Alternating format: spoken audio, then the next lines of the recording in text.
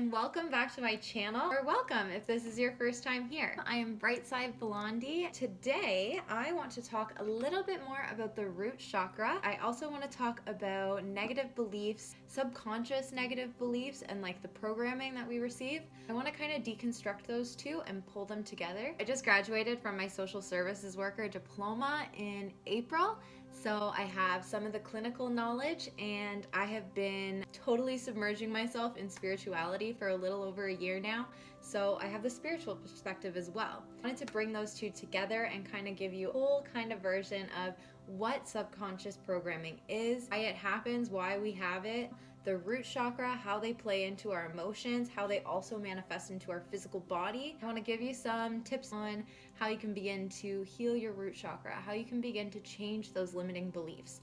Please don't forget to subscribe, turn that button gray, I think it goes from red to gray. Click that button for me if you want to follow along and see some of the other things that I'd like to share with you. First off, the root chakra. When we talk about chakras, we typically talk about the 7 main chakras in our body. There are so many chakras. You'll hear people speak about root to crown.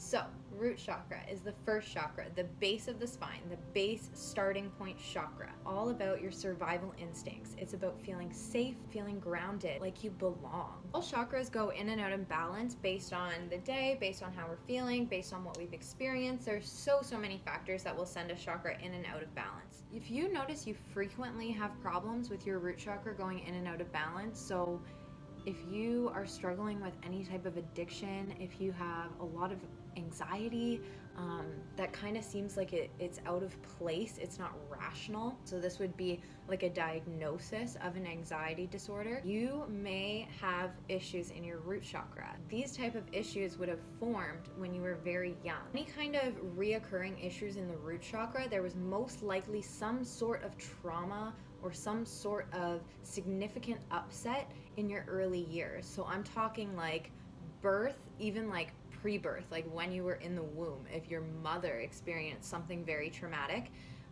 to about 6 or 7 years old. That kind of time frame is where root chakra imbalances would have been created. Like significant trauma, significant issues would have happened if this is the root cause of your root chakra being in and out of balance so often. Moving into some of the like subconscious beliefs, our subconscious mind, it's a habit mind. Nature designed us this way. It designed us this way to begin to program and understand everything that was going on around us in these very early years. This is what Mother Earth, the universe, source, God, whoever you believe in, whatever higher power, in these early years is when we are subconsciously aware and we are being programmed, okay? So the things that we see are being programmed into our brain. We don't have to think about them later in life. So something like walking, that's just something that's like whoop, saved into your subconscious for the purpose of survival. Our subconscious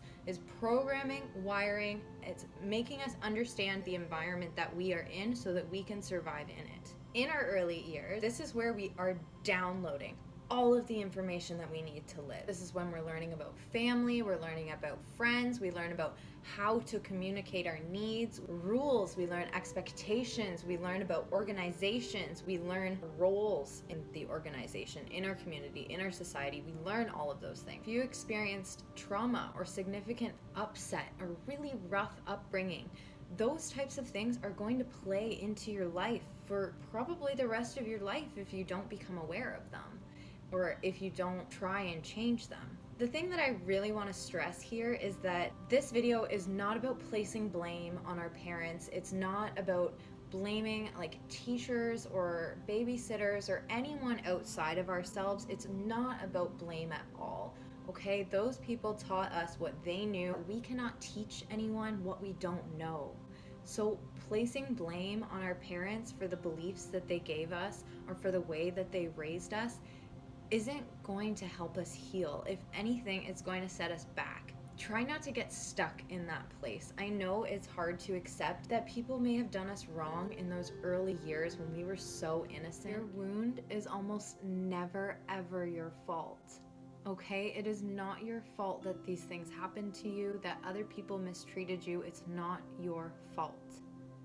But your healing is definitely your responsibility. It's really important to honor these emotions, and if anything is coming up for you right now, I feel that it's really, really important for you to honor that. It's becoming aware of the things that had happened to us, and our subconscious was working so hard to take in as much information that it could to help us survive for the rest of our lives. So if you experience some trauma or a rough upbringing or some significant event that really plays into who you are, that has really shaped you into the way that you show up, this is going to cause some imbalances in the root chakra. This is where your addiction may be rooted in some of these really early experiences. Your anxiety could be rooted in some of these early experiences. Any kind of intense fears, all of those things would be connected to your root chakra.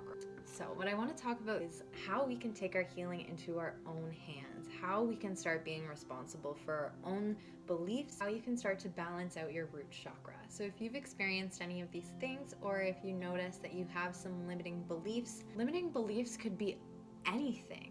Think of the types of things that were going on in your home when you were this young. You may notice at this time in your life would be any kind of beliefs around money or around how a home is supposed to run, how you communicate your feelings.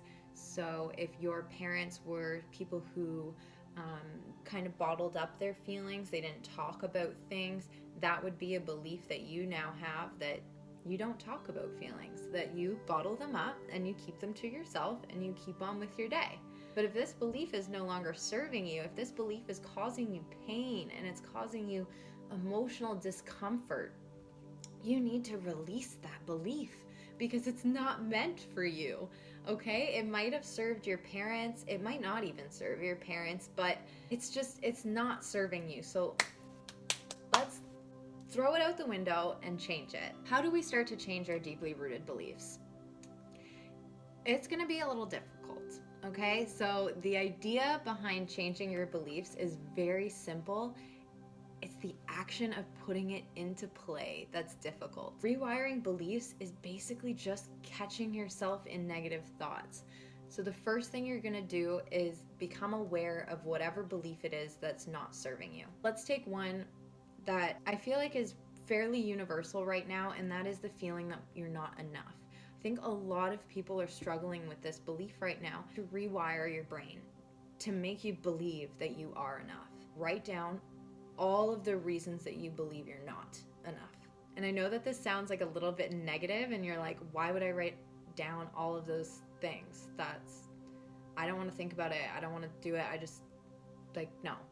Like, this is how I started, writing down all of my negative beliefs that I said about myself. So I'll put a link here to my blog, because I did have a really good blog post about a year ago about some of the tools and techniques that I use to start reprogramming my mind. But one of the big ones that I had, and probably a lot of girls struggle with this one, is the belief that I was ugly with no makeup on.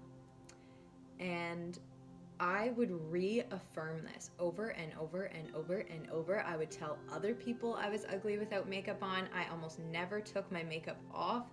If I did take it off, I gave myself these nasty looks in the mirror. I would give myself faces and make noises and just totally tear myself apart. It wasn't until about a year or two ago where I was just really why am I doing this to myself? For real. And I'd been told by other people oh, you don't even look that different without it. And I took such offense to that, because I was well, if I think I'm so ugly with it off, then oh my gosh, what do I look like with it on? But anyway, so what I did, I wrote down this belief and I crossed it out. It was no more, don't have this thought again. Now, that was unrealistic. I have that thought, but it is much less. And I feel much more confident now going out without makeup on. And so I've made massive improvements by using these techniques. After I crossed it out, I then wrote down how I wanted to feel about myself without makeup on.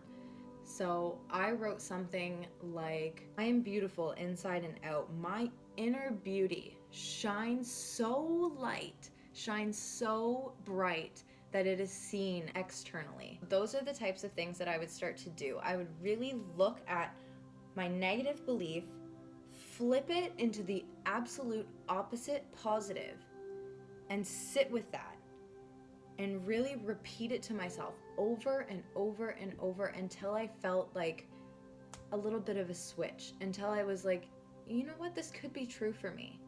And then I would do it like in front of the mirror, and I would sit there without my makeup on and tell myself how beautiful I looked. And it felt so weird and so funny at first. I was like, this is kind of dumb and weird, but it helped. It helped so, so much. And another good one that I tried was putting yourself into someone else's shoes, writing out all of these negative beliefs about yourself and then reading it as if your best friend or your sibling or someone you love so dearly just gave you this letter, and that's how they felt about themselves. How would you respond to that? Because I guarantee you, like 95% of your deeply rooted negative beliefs are not true. I always found it easier to give other people compliments, to stand up for other people than I did when it came to me. And I think a lot of us are that way. So that technique may be helpful for a lot of you, is to respond to those as if you were speaking to your friend when you're actually speaking to yourself in the mirror. And after you've corrected all of these thoughts, or after you have responded to yourself as a friend, then you can write down these as affirmations. So you can write them down like, I am whatever it is. And you can post those up in your room. You can put it on the background of your phone, something to remind you to engage in those affirmations and to make them a part of your day, because repetition is very, very important for the subconscious mind. Another tip for the subconscious mind, don't be using don'ts. So the subconscious doesn't understand negatives. So it doesn't understand when you say something like, I won't call myself ugly anymore. Okay, so that's like two negatives, won't and ugly. So flip that into the most positive way that you can. I am beautiful every day. Okay, something simple as that will do just fine. But I think putting it into your own words is also a really important piece of this, because the more they're in your own words, the more susceptible your subconscious mind will be to accepting the new program. I would say the best way to do this is to get into a deep meditation, when you can really quiet your mind and let it just be. Just allow your mind to just be. That is a really, really great time to start bringing in the affirmation. Whether you want to do that out loud in your head, or something that I used to do was voice record. I'd record myself saying these affirmations, and I would do a meditation and let those play, that my subconscious would just continue to absorb all of those new programming beliefs. You can do the same thing while you're sleeping. You don't even really have to be, again, consciously aware, but your subconscious will be taking in those messages. The root chakra will go in and out of balance at different times, at different points in the day, at different points in the week, the month, the year. Chakras are always moving and always changing, so don't freak out if your root chakra is out of balance. It's okay. You can definitely rebalance it. A really great way that you can balance out your chakras is through crystals. So I am huge on crystals. I love crystals. Anything black or red, I would suggest for the root chakra. Those are the crystal colors that typically correspond with the root chakra, but I recommend you go into a crystal shop, or you book a session with me and we can kind of intuitively choose those crystals together. But as always, I would recommend that you go in and look at a bunch of crystals and just see what you're drawn to. Pick up whatever you feel like picking up, using your intuition and allowing that to fully guide you and your healing. So thank you so much for watching this video. I really hope that you got something out of it. I hope that you enjoyed it. And please don't forget to comment below, like and subscribe, and join the Brightside Tribe. I'd love to have you guys following my channel, and if you subscribe, then you'll get some notifications on when I post next. Thank you so much. Have a beautiful day, and I will see you soon. Bye.